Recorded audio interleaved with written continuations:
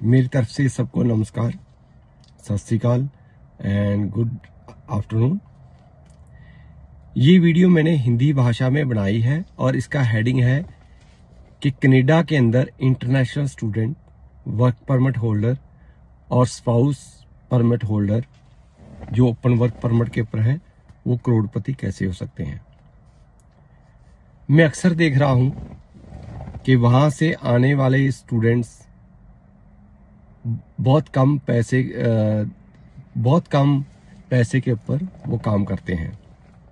कोई 7-11 में लग जाता है, कोई मैकडॉनल्ड में, कोई सबवे में, कोई किसी रेस्टोरेंट पे काम करता है, तो कोई पार्ट टाइम सिक्योरिटी जॉब कर रहा है। इनकी तनख्वाह बहुत कम होती है। जो मिनिमम वेजेस एक्ट है वो उसके ऊपर आपको पैसे मिलते हैं। पर यदि आप दूसरी तरफ देखो, अगर आप कंस्ट्रक्शन वर्कर्स के अंदर जाओगे तो आपकी तनख्वाह भी ज्यादा होगी, आपकी वैल्यू भी ज्यादा होगी। आप 3-4 साल काम करोगे, जब आपको उस काम के सभी भेद मालूम पड़ जाएं तो यहाँ पे बिजनेस लाइसेंस बहुत इजीली मिल जाता है, बैंक से सहूलतें बहुत होती हैं, आप अपना जो है कारोबार खुद चालू कर सकते हो। कई बार हम लोग दोनों काम भी करते हैं, मीन्स 8 घंटे जॉब भी कर ली, सैटरडे संडे अपना एक्स्ट्रा काम कर लिया तो उसकी पेमेंट होगी। आपको शुरू में 4-5 साल ये 2 काम करने पड़ेंगे, छुट्टियां भी कम करनी पड़ेंगी, तो आप यहाँ पे करोड़पति बनने में बहुत जल्दी आप करोड़पति हो सकते हो। ये नहीं कि आपने नशा बेचना है या उल्टा सीधा काम करना है। जो 22 ट्रेड की मैं आपको लिस्ट बनाकर दे रहा हूं, साथ ही साथ उनकी तनख्वाह कितनी होती है, भत्ता कितना होता है वो भी बता रहा हूं। और इसके बारे में ज्यादा जानकारी आप लेना चाहोगे तो www.canadajobbank.ca या indeed.ca वेबसाइट से आप खुद ही इनकी तनख्वाह और जॉब ड्यूटीज के बारे में जान सकते हो। ये 3 कैटेगरी के लोगों के लिए है। एक तो वो स्टूडेंट्स हैं जो स्टडी परमिट पे आए थे कनाडा में और वो अब पोस्ट ग्रेजुएट वर्क परमिट के ऊपर हो चुके हैं। दूसरा वो लोग हैं जो वर्क परमिट के ऊपर कनाडा में आए हुए हैं। तीसरा वो लोग हैं जो स्पाउस ओपन वर्क परमिट के ऊपर कनाडा में आ चुके हैं। इवन जो विजिटर वीजा है आपके पास, यदि 28 फरवरी 2023 तक आप आते हो तो आप इजीली कंस्ट्रक्शन ट्रेड में LMIA या जिसको वर्क परमिट कहते हैं वो ले सकते हो। ये कई स्टेटों में फ्री में भी मिलता है, कई जगह पैसे देकर भी मिलता है। तो चाहे कि कानूनन अपराध है कि आप जब पैसा देकर LMIA खरीदते हो कनाडा के अंदर तो ये अपराध है, पर मैं आपको इनकी 22 कैटेगरी के लोगों की लिस्ट बता रहा हूं। सबसे पहला आता है इलेक्ट्रिशियन कैटेगरी में आगे 4 कैटेगरी हैं, electrician apprentice first year, second year, third year and Red Seal electrician. उसके बाद में FSR भी होता है। इनकी वेजेस $31 पर आवर है। कारपेंटर्स यहाँ $26 per hour, plumbers $31 per hour, ड्राईवालर finisher $27 per hour. Sheet metal worker कौन होता है? देखो, शीट मेटल वर्कर वो होता है कनाडा के अंदर सर्दियों में ठंड बहुत पड़ती है और कई बार गर्मियों में गर्मी बहुत पड़ती है। सो बिल्डिंग को सेंट्रल एयर कंडीशनिंग की जाती है। सो AC यूनिट छत के ऊपर या बाहर इंस्टॉल किया जाता है। वहां से गर्म या ठंडी हवा लेकर जाने के लिए डक्टिंग लगाई जाती है और वो काम शीट मेटल वर्कर करते हैं। बिल्डिंग इंस्पेक्टर वो होता है जो भी बिल्डिंग का काम हो रहा है वो सरकार के नियमों मुताबिक या कोड के मुताबिक हो रहा है, उस बात के ऊपर उसका ध्यान केंद्रित होता है और वही उसकी जॉब ड्यूटी है। फिर होता है एनवायरमेंटल कंसल्टेंट। इसको $65,000 पर ईयर मिलते हैं।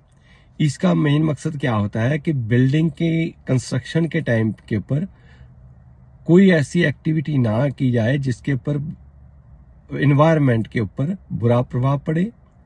एट द सेम टाइम जो लोगों ने उस बिल्डिंग के अंदर फ्यूचर में रहना है उनकी सेहत के ऊपर कोई उनका बुरा असर ना हो। फिर कंस्ट्रक्शन लेबर, फिर आता है बॉयलर टेक्नीशियन, फिर आता है रूफर $27 per hour.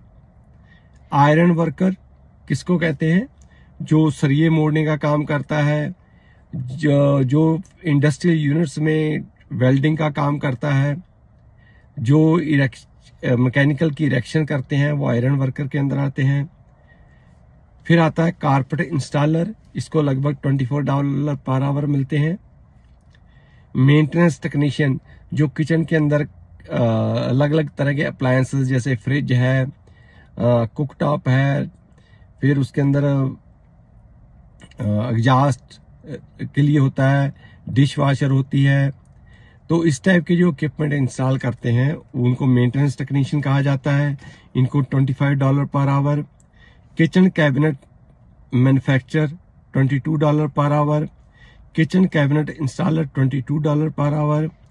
Painter $27 per hour.